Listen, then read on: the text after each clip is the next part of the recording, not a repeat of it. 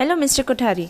So today we will discuss about the topic of insurance options for NRIs in India. So the first question is that insurance in India for NRIs is quite complex topic, and whether NRIs can get insurance in India. If yes, then what are the basic insurance options available for them? Okay. As far as for an NRI to get themselves insured in India, they can definitely get themselves insured.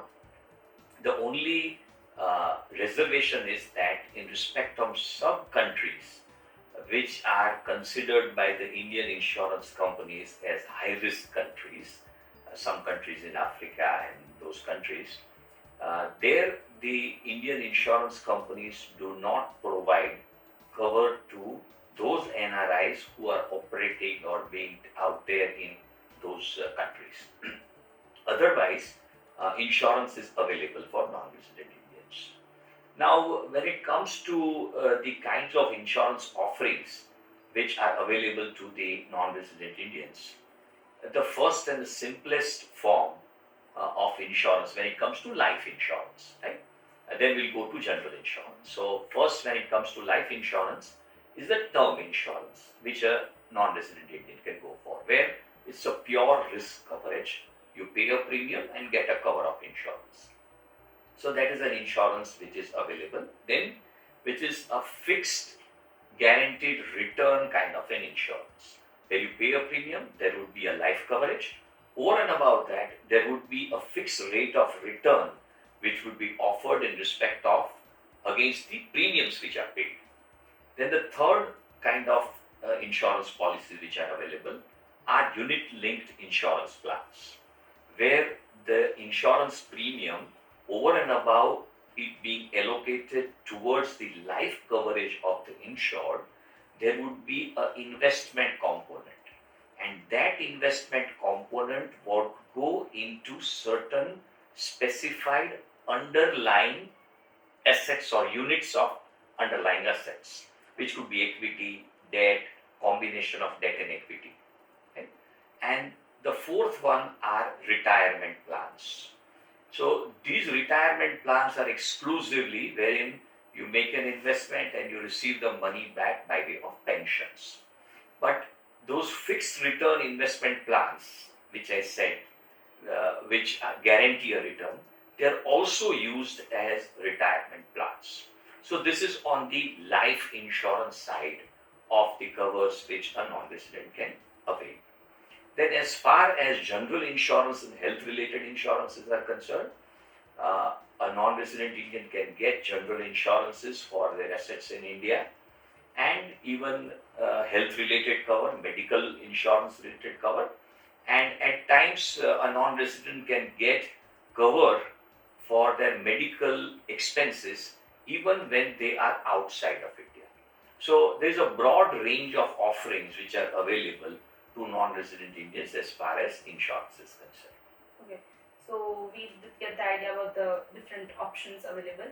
So, but the second question would be coming up is that why should an NRI get themselves insured in India, even though they can get themselves insured outside of India?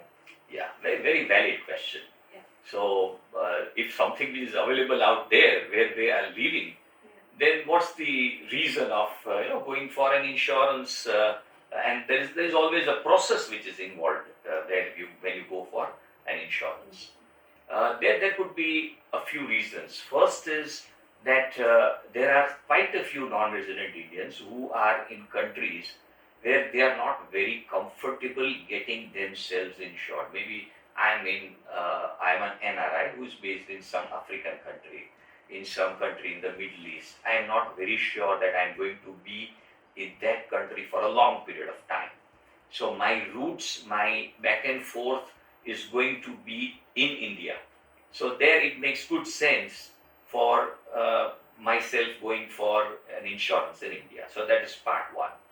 The another thing is that in respect of non-residents who are in the Western world, there, as you rightly said, that those insurances, the kinds of insurances which we are talking of are very much available in those countries. There, the difference would be that at times the the cost of coverage or the cost of risk when somebody goes for insurance in India, it could be cheaper. And in several cases, when we have compared it with the kind of premiums that would be if you compare it with the country in the Western world and India, the Indian costs are much cheaper. And the kind of services which the Indian companies offer, they are absolutely at par with the global companies. As far as the coverage is concerned, you can get a global coverage in respect of life insurance as well as general and medical insurance.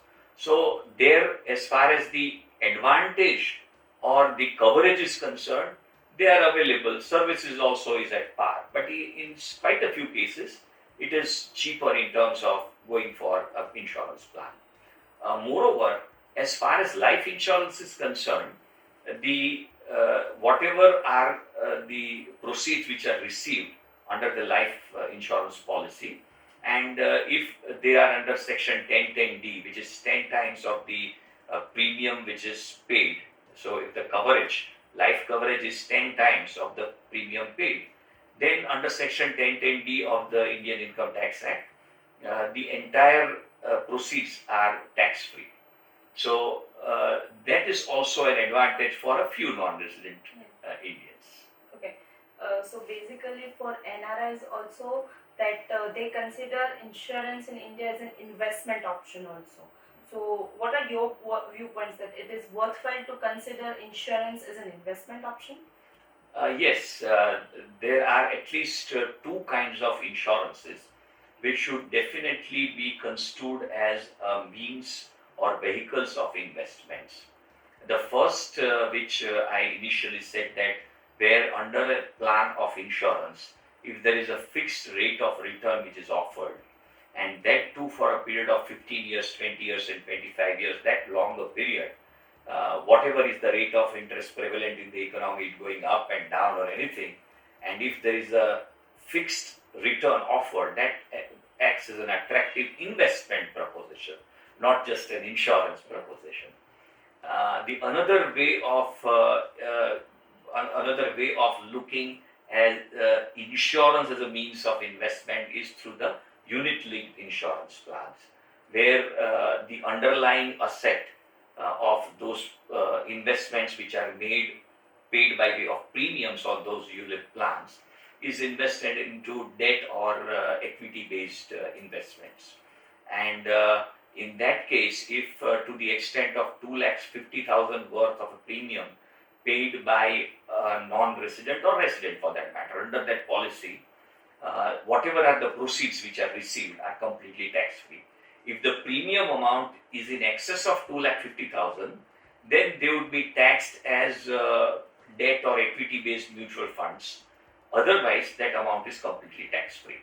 So, in India, insurance is not just insurance per se, but it can be used as a tool of investment, long-term investment, and where one can go for having a fixed return kind of income on a sustained basis. So we did get another perspective of insurance, that is investment through insurance. So now the main question would be what are the tax implications while investing through insurance? Right. I think in the course of detailing those policies, yes, different kinds of policies, I just give a perspective of the kind of taxation, yes, because taxation in India acts as a major attractive point, maybe everywhere in the world, because people don't like to pay taxes.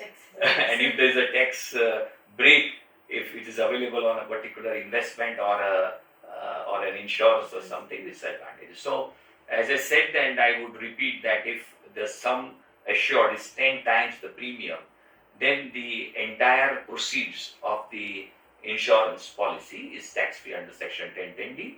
And in case of unit-linked insurance plan, if the premium is below 2.5 lakhs, whatever are the proceeds in respect of that policy, they are tax-free.